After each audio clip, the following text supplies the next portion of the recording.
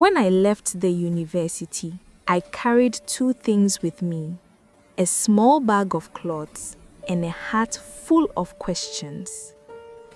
The road home felt longer than the years I had studied. Every bus stop reminded me of what I had lost. But life does not stop for broken dreams. It keeps moving, with or without our permission.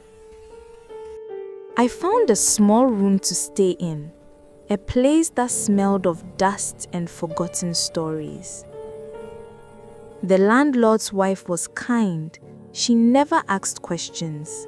She only said, "God will make a way." I smiled politely, though deep down, I wasn't sure I still believed in ways being made. At night, I wrote letters I never sent.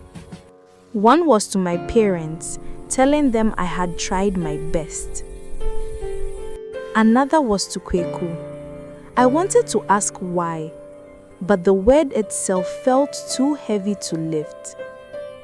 Instead, I wrote about our study nights, our laughter, and how I still hoped he would become the man he once promised to be.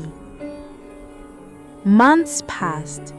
My child was born, a tiny heartbeat that reminded me that love can still exist in the ashes of betrayal. I named him Kwame after the day he arrived. When he smiled, it was as if the whole world apologized to me. In those small eyes, I saw another chance at life. Somewhere far away, one of my letters finally reached Kweku.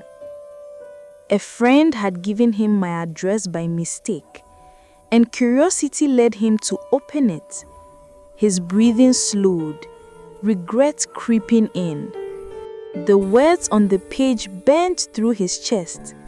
For the first time, he felt the weight I had carried, the silence he had created. He tried to sleep that night, but my words echoed louder than thunder. Whispering voice, haunting. Truth does not fade because we hide from it. I often sat by the river and told Kwame stories. Stories of courage, faith, and forgiveness. I told him that even when life steals your voice, your soul can still whisper strength into the wind.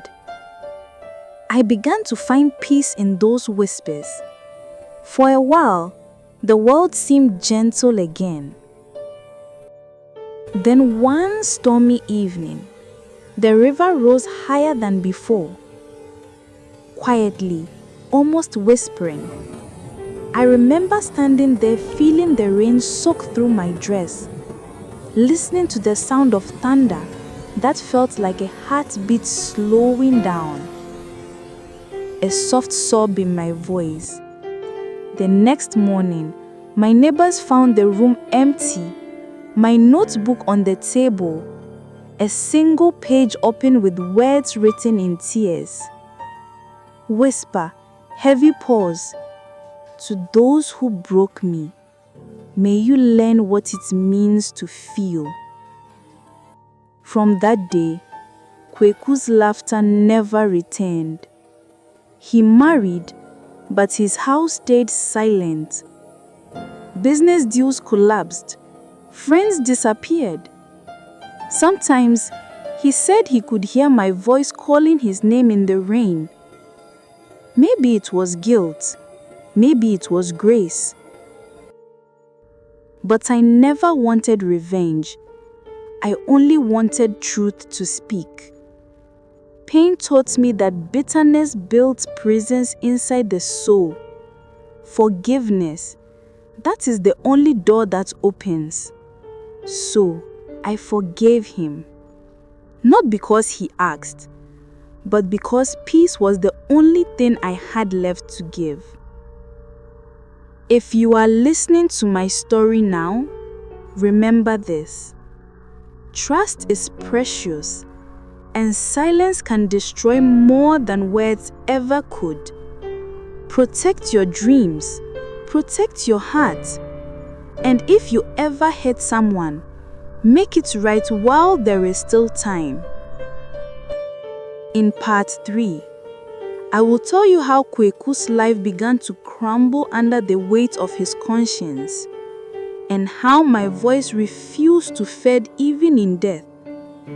This is the echo of my truth, the degree I never earned. If this story touched your heart, don't just watch, pause. Subscribe so you never miss the next echo. Like if you felt her pain. Comment to share your thoughts. Your voice might heal someone's silence.